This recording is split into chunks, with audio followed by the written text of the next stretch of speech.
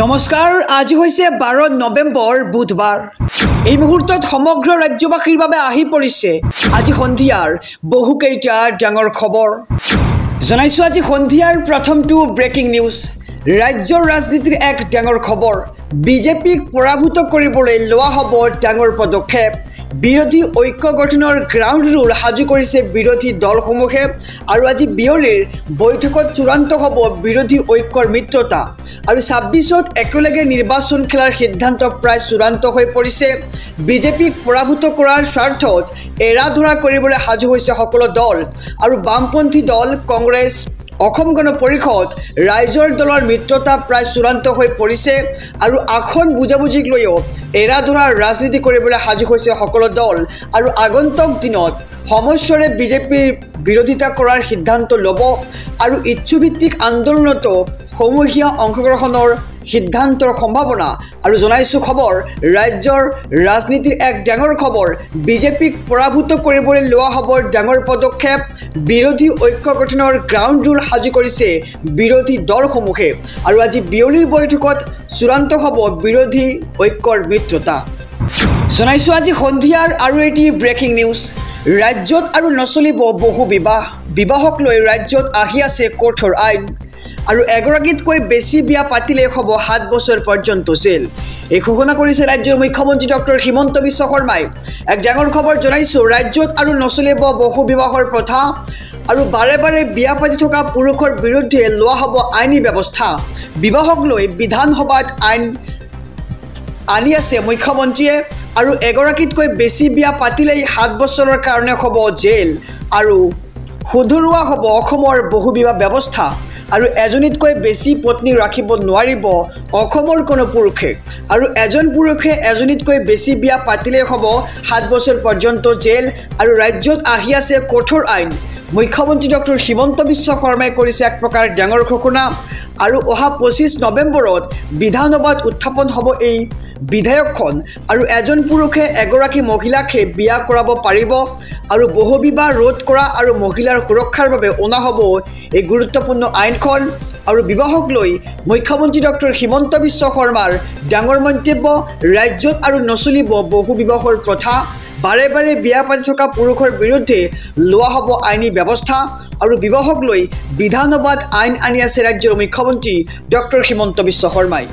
জনাইছো আজি সন্ধিয়াৰ আৰু এটি ব্ৰেকিং নিউজ অক্টোবৰতে ৰচা হৈছিল দিল্লী আক্ৰমণৰ ব্লুপ্ৰিণ্ট দিল্লী কাণ্ডৰ আঁৰত লস্কৰ ই তৈবা নে জৈশ ই মহম্মদ তাক লৈ এতিয়া প্ৰশ্ন উত্থাপিত হৈছে এই মুহূৰ্তৰ খবৰ জনাইছো অক্টোবৰতে ৰচা হৈছিল দিল্লী আক্ৰমণৰ ব্লুপ্ৰিণ্ট দিল্লী কাণ্ডৰ আঁৰত লস্কৰ ই তৈবা নে জৈশ ই মহম্মদ আৰু NIA আৰম্ভ কৰিছে অভিযান দিল্লী কাণ্ডই কঁপাইছে সমগ্ৰ বিশ্ব অভিযানৰ মাজতে পোহৰলৈ আহিছে দিল্লী কাণ্ডৰ বহুতো নতুন নতুন তথ্য আৰু কেনেকৈ আৰম্ভ হৈছিল দিল্লী আক্ৰমণৰ ভয়ংকৰ পৰিকল্পনা চিকিৎসকৰূপী দেশদ্ৰোহীৰ এই ভয়ংকৰ কাণ্ড চিকিৎসকৰ নেতৃত্বত আক্ৰমণৰ ব্লুপ্ৰিণ্ট ৰচিছিল সন্ত্ৰাসবাদীয়ে আৰু 19 অক্টোবৰৰ প্ৰায় আৰম্ভ হৈছিল দিল্লী আক্ৰমণৰ এই ষড়যন্ত্ৰ আৰু প্ৰথমে শ্ৰীনগৰৰ বুনপুৰা নাওগামাত পোষ্টাৰিং কৰা হৈছিল আৰু জৈশ ই মহম্মদৰ সমৰ্থনত চলিছিল এই প্ৰচাৰ আৰু এই পোষ্টাৰিঙৰ পিছতেই তৎপৰ হৈছিল জম্মু কাশ্মীৰ আৰক্ষী আৰু 19 অক্টোবৰৰ পৰা আৰম্ভ হৈছিল এই অভিযান CCTVত পোষ্টাৰিং কৰা লোকক ধৰা পেলাবলৈ সহজ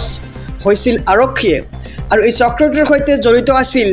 এজন ইমামো আৰু ইৰফান আহমেদক গ্ৰেপ্তাৰৰ পিছতে পোহৰলৈ আহিছিল বিস্ফোৰক তথ্য জড়িত আছিল উত্তৰ প্ৰদেশৰ সাহাৰানপুৰত থকা চিকিৎসক ডক্টৰ আদিল আহমেদ আৰু 7 নৱেম্বৰত জম্মু কাশ্মীৰ আৰক্ষীয়ে গ্ৰেপ্তাৰ কৰিছিল আদিল আহমেদক আৰু আদিল আহমেদক গ্ৰেপ্তাৰৰ পিছত আৰক্ষীয়ে লাভ কৰিছিল ভয়ংকৰ ব্লুপ্ৰিণ্ট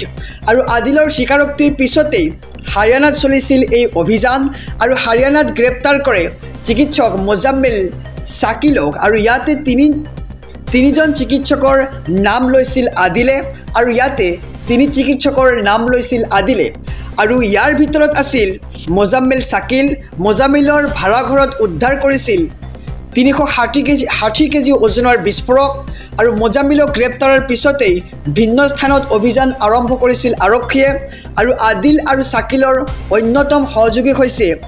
পুলৱামাৰ ডক্টৰ মহম্মদ ওমৰ আৰু 2 সহযোগী গ্ৰেপ্তাৰৰ পিছত অকলশৰীয়া হৈছিল ডক্টৰ ওমৰ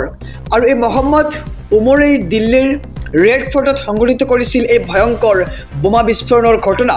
আৰু ফৰিদাবাদত বিস্ফোৰক উদ্ধাৰ আৰু মোজাম্মিল চাকিলক গ্ৰেপ্তাৰ কৰা হৈছে আৰু ইয়াৰ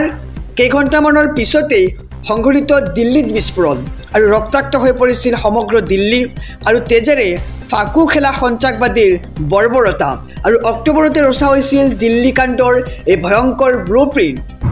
জনাইছো সন্ধিয়াৰ আৰু এটি ডাঙৰ খবৰ ব্ৰেকিং নিউজ বাংলাদেশৰ পৰা আহিছিল বাংলাদেশলৈ উভতি যাওক বাংলাদেশলৈ যোৱাৰ ৰাস্তা আমি খুলি দিম কিন্তু উচ্ছেদ বন্ধ নহয় এনেদৰে এতিয়া বিস্ফোৰক মন্তব্য কৰিছে ৰাজ্যৰ মুখ্যমন্ত্ৰী ডক্টৰ হিমন্ত বিশ্ব শৰ্মাই জনাইছো খবৰ এক ডাঙৰ খবৰ উচ্ছেদ চলোৱাৰ বাবে চৰকাৰতো ভাগৰ নালাগে আৰু উচ্ছেদ কৰাৰ পিছত য'ত যায় যাওক বেদখলকাৰীয়ে ঘৰ বনাই ভাগৰি যাব লাগিব কিন্তু উচ্ছেদ নিৰন্তৰ হৈ চলিয়েই থাকিব আৰু ঘৰৰ পৰা উলিয়াই দিয়াৰ পিছত আমি খবৰ নাৰাখোঁ বাংলাদেশৰ পৰা আহিছিল তেওঁলোকে আৰু বাংলাদেশলৈ উভতি যাব লাগিব আমি বাংলাদেশলৈ যোৱাৰ ৰাস্তা খুলি দিম বুলি মন্তব্য মুখ্যমন্ত্ৰীৰ আৰু উচ্ছেদ বন্ধ নহয় উচ্ছেদ চলিয়েই থাকিব উচ্ছেদক লৈ পুনৰ ৰাজ্যৰ মুখ্যমন্ত্ৰী ডক্টৰ হিমন্ত বিশ্ব শৰ্মাৰ এই ডাঙৰ ঘোষণা উচ্ছেদ কৰাৰ পিছত য'ত যায় যাওক বেদখলকাৰীয়ে ঘৰ বনাই ভাগৰি যাব কিন্তু উচ্ছেদ নিৰন্তৰ চলিয়েই থাকিব ঘৰৰ পৰা উলিয়াই দিয়াৰ পিছত আমি খবৰ নলওঁ যেহেতু বাংলাদেশৰ পৰা আহিছে তেওঁলোকে বাংলাদেশলৈ উভতি যাওক বুলি মন্তব্য ৰাজ্যৰ মুখ্যমন্ত্ৰী ডক্টৰ হিমন্ত বিশ্ব শৰ্মাৰ জনাইছো আৰু এটি ডাঙৰ খবৰ দিল্লী ঘটনাৰ সন্ত্ৰাসবাদক সমৰ্থন কৰি নজৰুল ইছলাম বৰভূঞাৰ পিছত এবাৰ আটক ৰাফিজুল আলী আৰু ফেচবুকত ভুলতো বিতৰ্কিত পোষ্ট আৰু কমেণ্ট নকৰিব দিল্লী কাণ্ডক লৈ বিতৰ্কিত মন্তব্য আপুনি ফেচবুকত নকৰিব দিল্লীত বিস্ফোৰণ হোৱাৰ পিছতেই অসমত সক্ৰিয় হৈ পৰিছে চাইবাৰ আৰক্ষী হাৰি নাযাব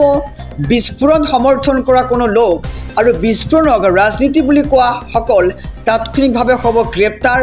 আৰু নজৰুল ইছলাম বৰভূঞাৰ পিছত এবাৰ আটক ৰাফিজুল আলী আৰু সামাজিক মাধ্যমত মন্তব্য দি আটক হৈছে বঙাইগাঁৱৰ এই যুৱকজন আৰু সামাজিক মাধ্যমত কৰিছিল বিতৰ্কিত মন্তব্য মুখ্যমন্ত্ৰীৰ সকিউনিৰ পিছতেই ৰাজ্যজুৰি আৰম্ভ হৈছে একশ্যন আৰু ফেচবুকত ভুলতো বিতৰ্কিত পোষ্ট বা কমেণ্ট আপুনি নকৰিব ফেচবুকত এই বিতৰ্কিত মন্তব্য কৰি এতিয়া আৰক্ষীৰ ৰক্ষত পৰিবলগীয়া হৈছে ব্ৰেকিং নিউজ মিয়া মুছলমানৰ লগত নাথাকে জুবিন গাৰ্গ উচ্ছেদৰ ভয়তে মিয়াসকল সমৰ্থক হৈছে জুবিনৰ এক প্ৰকাৰ বিস্ফোৰক মন্তব্য কৰিছে ৰাজ্যৰ মুখ্যমন্ত্ৰী ডক্টৰ হিমন্ত বিশ্ব শৰ্মাই জনাইছো খবৰ ৰাতিপুৱাৰ এক ডাঙৰ খবৰ উচ্ছেদৰ ভয়তে মিয়া মুছলমানসকল সমৰ্থক হৈছে জুবিন গাৰ্গৰ আৰু ডাঙৰ ইস্তেমাত কিয় ৰখা হোৱা নাই জুবিন গাৰ্গৰ ফটো তাক লৈ প্ৰশ্ন কৰিছে ৰাজ্যৰ মুখ্যমন্ত্ৰীগৰাকীয়ে আৰু নকলি মানুহৰ লগত জুবিন গাৰ্গ কেতিয়াও নাথাকে 2 বছৰ পিছত মিয়া মুছলমানে পাহৰি যাব আমাৰ জুবিন গাৰ্গক কিন্তু অসমীয়া মানুহে কেতিয়াও নাপাহৰে জুবিন গাৰ্গক এনেদৰে এতিয়া বিস্ফোৰক মন্তব্য কৰিছে মিয়াসকলৰ বিৰুদ্ধে ৰাজ্যৰ মুখ্যমন্ত্ৰী ডক্টৰ হিমন্ত বিশ্ব শৰ্মাই আৰু জুবিন গাৰ্গৰ ফটো আমি ৰাস পূজা সকলোতে ৰাখিছো কিন্তু মুছলমানৰ ধৰ্মসভাত নাই জুবিন গাৰ্গৰ ফটো আৰু কিয় নাই জুবিন গাৰ্গৰ ফটো মুছলমানৰ কোনো অনুষ্ঠানক তাক লৈ প্ৰশ্ন কৰিছে ৰাজ্যৰ মুখ্যমন্ত্ৰীগৰাকীয়ে আৰু মুখ্যমন্ত্ৰী হিমন্ত বিশ্ব শৰ্মাৰ এই বিস্ফোৰক মন্তব্য জনাইছো খবৰ এছবি অসম মিডিয়াৰ সমূহ দৰ্শকক উচ্ছেদৰ ভয়তে মিয়া মুছলমানসকল সমৰ্থক হৈ পৰিছে জুবিন গাৰ্গৰ আৰু ডাঙৰ ইস্তেমাত কিয় ৰখা হোৱা নাই জুবিন গাৰ্গৰ ফটো তাক লৈ প্ৰশ্ন কৰিছে মুখ্যমন্ত্ৰীগৰাকীয়ে আৰু নকলি মানুহৰ লগত জুবিন গাৰ্গ কেতিয়াও নাথাকে আৰু 2 বছৰ পিছত মিয়া মুছলমান সকলে পাহৰি যাব আমাৰ জুবিন গাৰ্গক কিন্তু অসমীয়া মানুহে কেতিয়াও নাপাহৰে জুবিন গাৰ্গক এনেদৰে এতিয়া বিস্ফোৰক মন্তব্য কৰিছে ৰাজ্যৰ মুখ্যমন্ত্ৰী ডক্টৰ হিমন্ত বিশ্ব শৰ্মাই ব্ৰেকিং নিউজ অসমৰ লাখ বিঘা ভূমি অবৈধ বেদখলকাৰীয়ে কব্জা কৰিছে